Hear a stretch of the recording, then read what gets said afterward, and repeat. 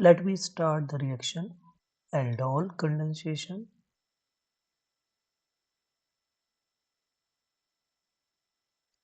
तो सबसे पहले हम ये समझते हैं कि aldol कंडेंसेशन है क्या, फिर उसकी मेन रिएक्शन करते हैं, देन मैकेनिज्म देखेंगे और मैकेनिज्म के बाद चलेंगे इसके डिफरेंट टाइप पर और टाइप के बाद देखेंगे इस पर based other reaction of the chemistry. So इसका जो डेफिनेशन है वो ये है कि condensation between two molecules of an aldehyde or a ketone to form a beta hydroxy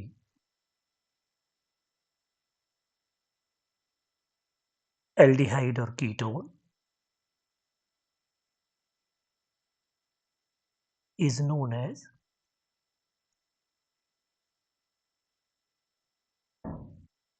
the aldol condensation.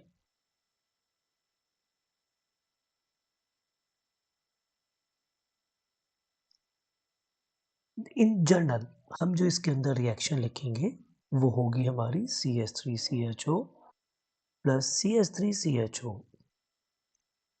ये मैंने 2 मोल्स ऑफ एल्डिहाइड ले लिए। अल्कलाइन मीडियम में रिएक्शन होती है और जो बनता है प्रोडक्ट वो CH3CHOH CH2CHO। ये हमारा अल्फा कार्बन, ये बीटा कार्बन। तो बीटा पर OH ग्रुप लग गया, इसलिए इसको हम कह रहे होते हैं beta hydroxy aldehyde, means it is an aldol. इसी टाइप से हम कीटोन के लिए भी इस रिएक्शन को लिख सकते हैं। अब जो इस रिएक्शन के लिए बेसिक कंडीशंस हैं वो हम बता दें आपको।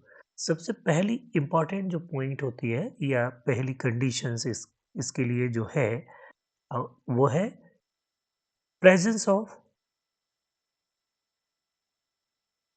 Alpha hydrogen. It is must.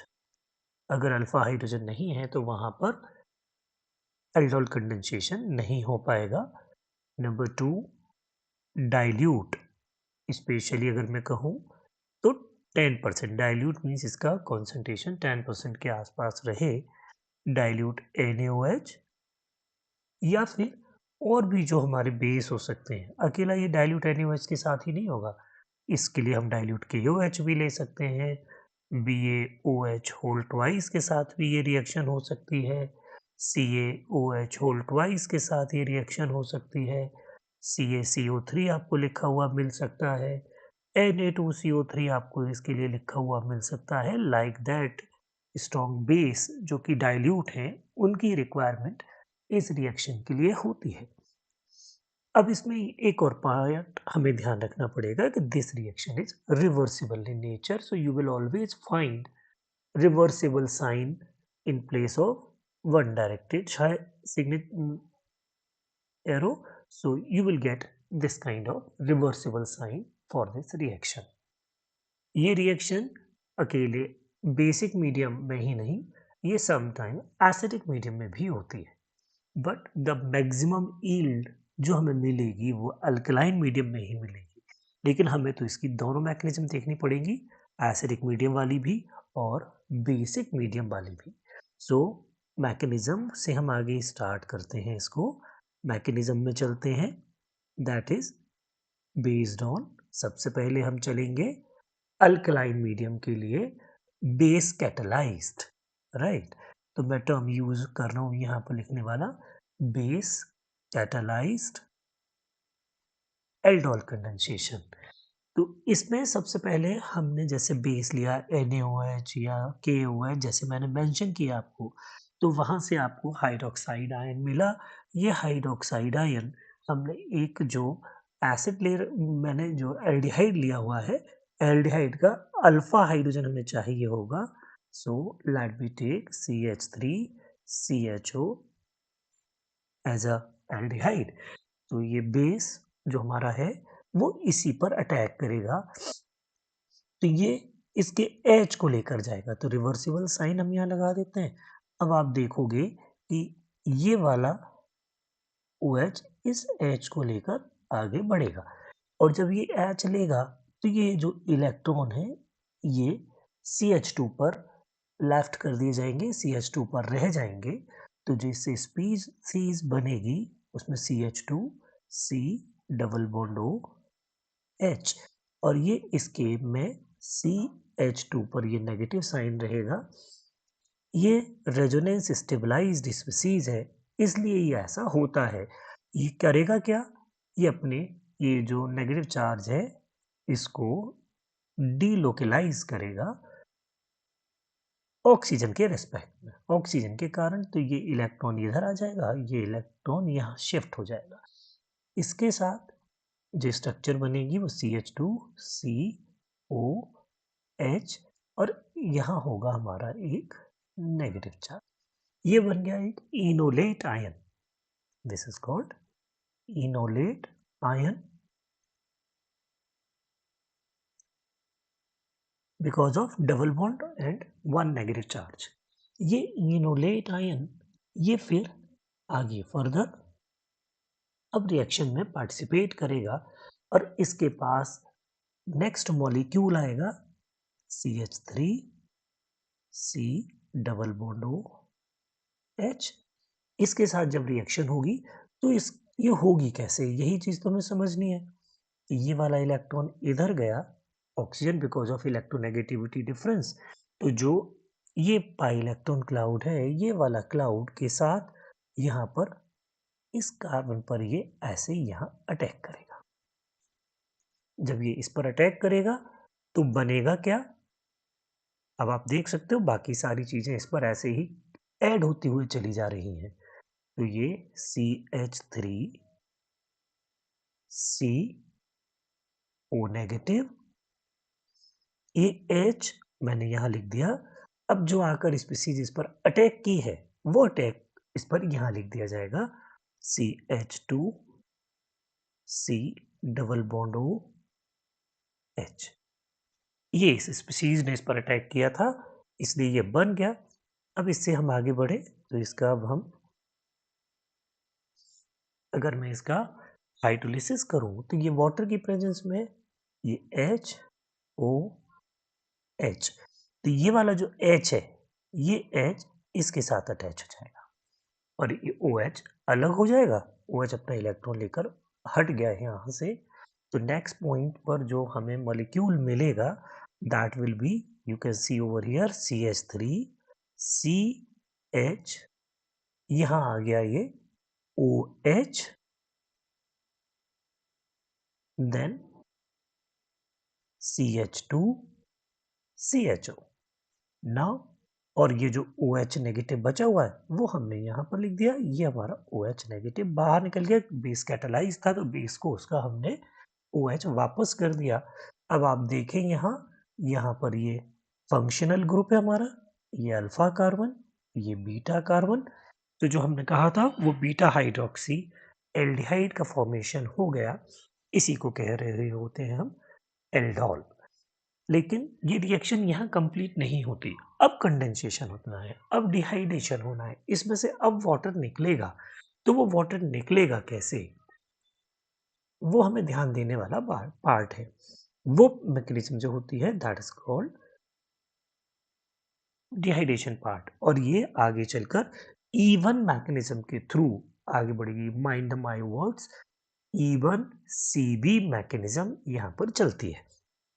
अब ये होगा कैसे, ये इसके पास जो अल्फा पोजीशन है यहाँ पर हम CH2 वाला जो H है ये OH नेगेटिव के साथ, क्योंकि रिएक्शन अल्कलाइन मीडियम में ही चल रहा है, ये OH अभी निकला भी हुआ है, ये बेस इसके इस H को लेकर बाहर निकलेगा,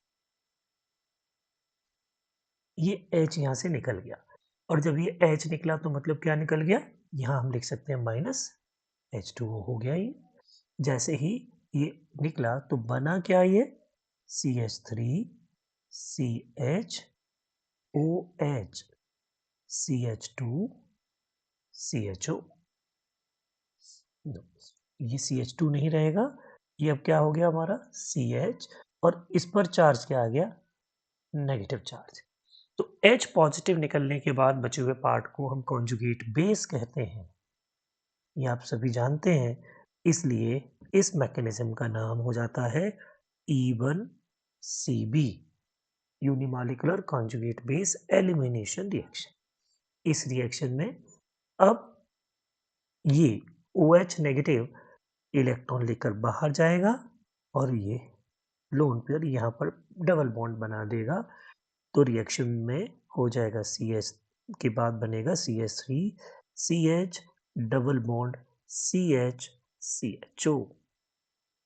this is alpha beta unsaturated aldehyde.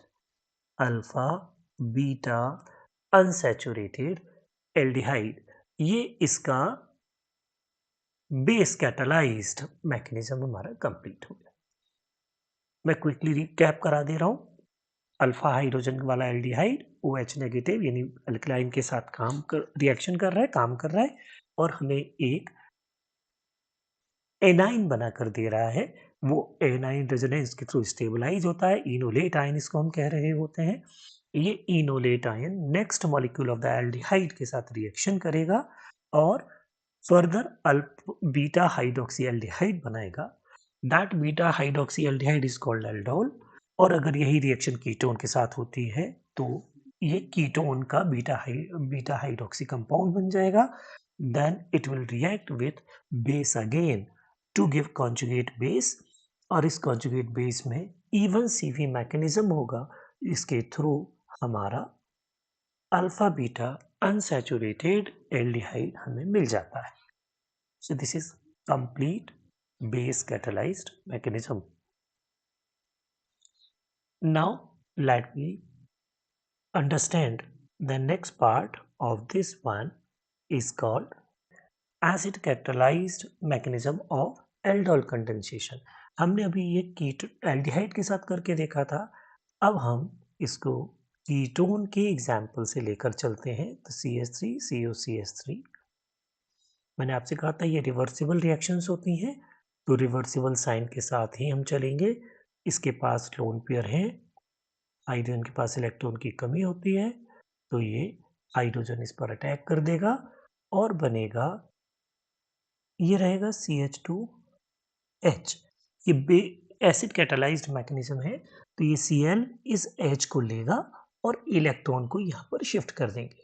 तो ये हुआ कैसे, अब आप देखिए, ये H का इलेक्ट्रॉन यहाँ गया, ये इलेक्ट्रॉन यहाँ शिफ्ट हो गए, तो जो नई स्पीसीज हमारी बनी वो हो गई CH3COH डबल बॉन्ड CH2, ये बन जाएगा और इसमें से HCl ये बाहर निकल गया।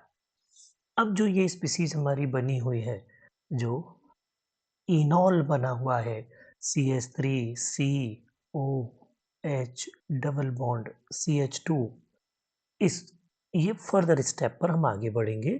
तो ये भी ऐसे ही second molecule of the oxonium ion बनाया था, उसके साथ रिएक्शन करेगा। तो CH3COH पॉजिटिव CH3, इसके साथ जब रिएक्शन होगी इसकी तो होगा क्या क्या, हम वो देख लेते हैं। ये लोन पेयर इधर आया और ये वाला जो इलेक्ट्रॉन क्लाउड है ये इस पर ऐसे यहाँ से यहाँ आकर अटैच हो जाएगा, ये इलेक्ट्रॉन यहाँ से इस तरफ शिफ्ट हो जाएंगे। तो जो बनेगी नेक्स्ट स्ट्रक्चर वो हो गई CH3C double bond OH positive CH2C single bond OH CH3 ये स्पीसीज बन गई। अब ये जो हमारे पास एसिडिक मीडियम है वहाँ से जो H पॉजिटिव आया है वो H पॉजिटिव इस OH पर अटैक करेगा, ये वाले OH पर, रिमेंबर। तो मैं इसको यहाँ ऐसे लिख दिया और इलेक्ट्रॉन ये इसके ऊपर शिफ्ट हुआ, तो आगे जो स्पीसीज हमारी बनती है वो हो गई CH3 C double bond O CH2 C OH2 CH3 CH3। इस पर आ गया ये पॉजिटिव चार्ज। ये पॉजिटिव चार्ज आया तो अब दो स्टेप एक साथ हम यहाँ पर करने वाले हैं जो होंगे, जो एसिड का H पॉजिटिव तो यहाँ यूज हो गया, अब उसी का बचा हुआ जो Cl नेगेटिव है, Cl negative that came from acid, ये यहाँ से H को लेगा, ये वाला H ये निकल कर ले गया क्योंकि ये एसिडिक हाइड्रोजन हो गया ना, दोनों तरफ -I ग्रुप लगे हुए हैं, तो ये निकला बाहर और यहीं पर ये OH2 भी बाहर गया, बाहर निकला तो क्या क्या बन गया हमारा, अब देखें आप finally CH3 C double bond O CH double bond C CH3 CH3, ये हो गया alpha beta unsaturated ketone, alpha beta unsaturated ketone. तो ये इसकी एसिड कैटालाइज्ड मैकेनिज्म का पार्ट है, इसमें डायरेक्ट ऐसे हम अल्फा बीटा अनसैचुरेटेड कीटोन बना देते हैं। तो जो बेस कैटालाइज्ड डिहाइड्रेशन है वो E1CB को लेकर चलती है, जबकि एसिड कैटालाइज्ड डिहाइड्रेशन जो है वो E1 मैकेनिज्म को लेकर चलता है। So these are the both the mechanism for aldol condensation. This is for base catalyzed and this is for acid catalyzed mechanism for the aldol condensation. So I think ये point अब आप सबके लिए clear हो गया होगा।